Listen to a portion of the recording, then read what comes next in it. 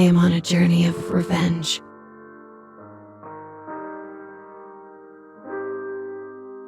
The kingdom razed my home, killed my sister, and took everything from me. But its lust for power fed an unsustainable hunger for war, and it eventually collapsed. Still, scattered remnants of its forces remain. And I won't stop until every last one of them is dead.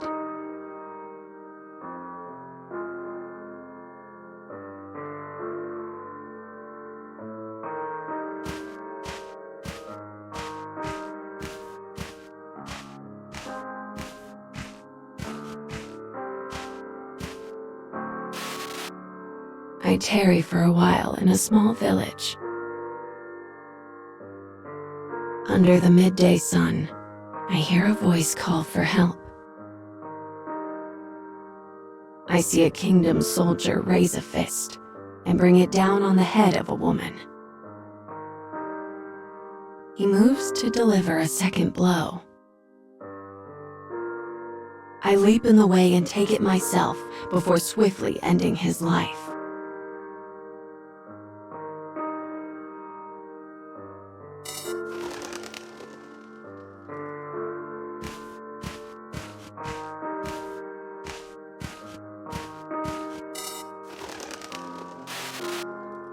The woman begins thanking me profusely, but I ignore her. I fight for revenge, not to save lives or spread justice. As I move to leave, the woman bars my path. Asking to see my prosthetic arm, she draws in close.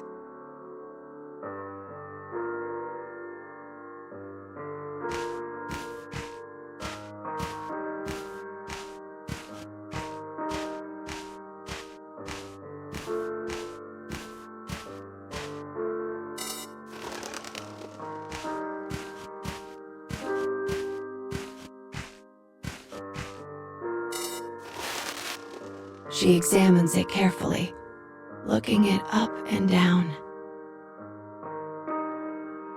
It was damaged when I took the blow the soldier intended for her.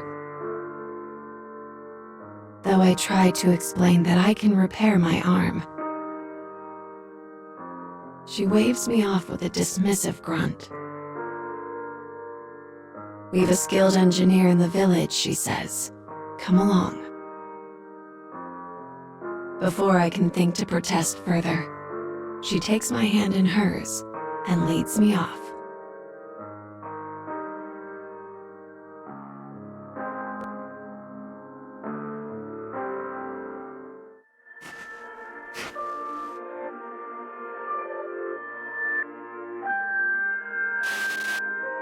I am guided to an engineer so that my arm might be repaired. The engineer is indeed skilled, but lacks the needed parts for repairs. And unfortunately, it will be some time before they're available. Still determined to show her thanks, the woman huffs loudly, grabs my good arm, and drags me off anew.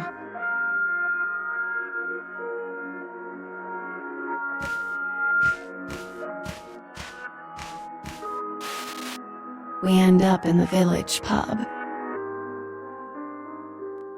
She gathers the drinkers around her and spins an epic tale of how I saved her from the kingdom brigand.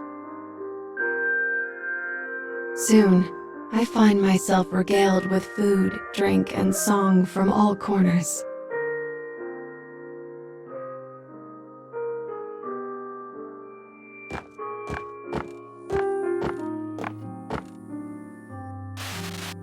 I take a bite of something and nearly swoon. I can't remember the last time I enjoyed a hot meal.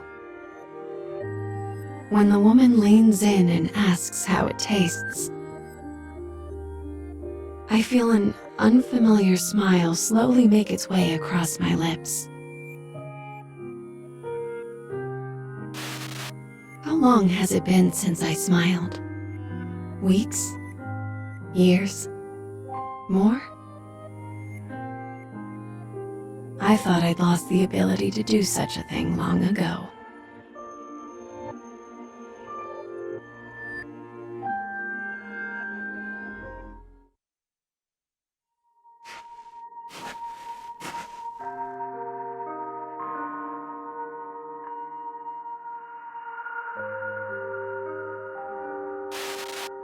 Eventually, the parts arrive, and my arm is finally repaired.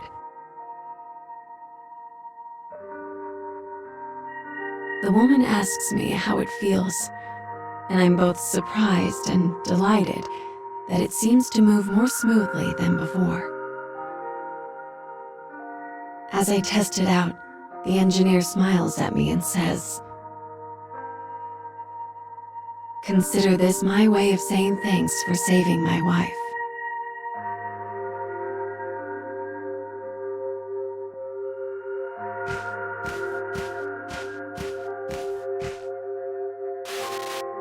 It turns out the engineer and the woman are married.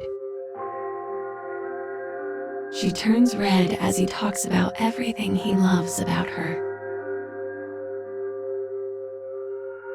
I can only chuckle and show a wry smile as I listen.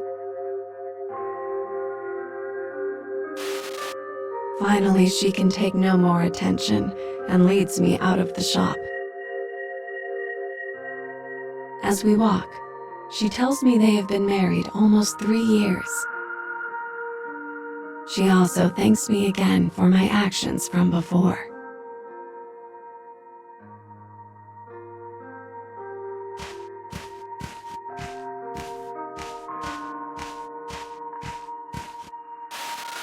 This time, I managed to face the woman and thank her for the assistance. I tell her my work in the village is done and I will be on my way. But that's not the entire truth. I'm also afraid of what might happen if I grow used to the warmth and kindness of others.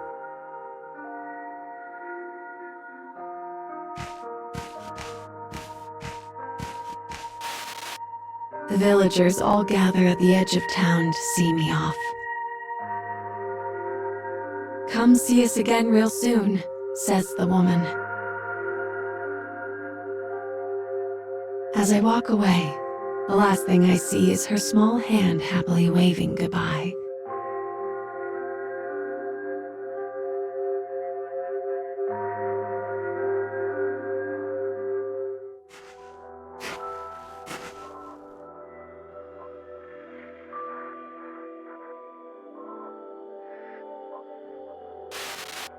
It wasn't long after leaving the village that I heard the news. A soldier was attacking the village in revenge. Before I even know it, I am on my feet and running like the very wind itself.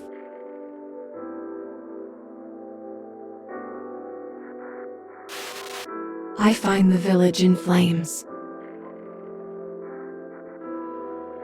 The soldier is roaming about madly as he scours the village in search of every last person he can find.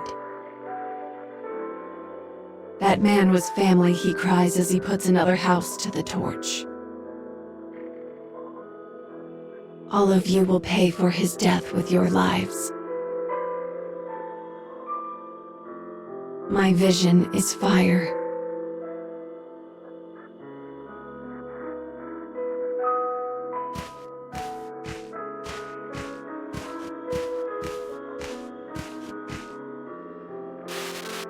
Before I even have the chance to feel my building rage, I engage the man in battle.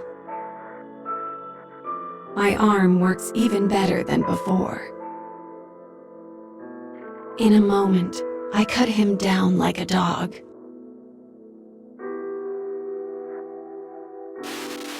When the deed is done, I walk around the village in search of survivors. In the very last house, I find the woman and the engineer with their arms wrapped around each other and their bodies still. I thought I had saved them, saved all of them, from a terrible fate that first night.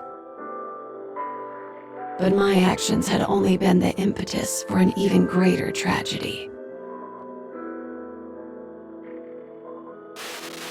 These innocent people had been caught in the cycle of revenge, and now their lifeless eyes stare accusingly up at me. Your power did this. Your hate. Your thirst for retribution. And you know what? They're right. I did this. It is all because of me.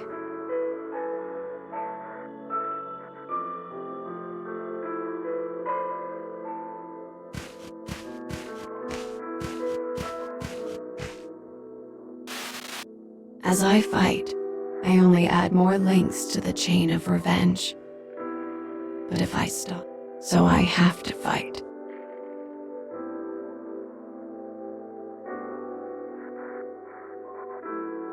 I have no choice, but in all that lays.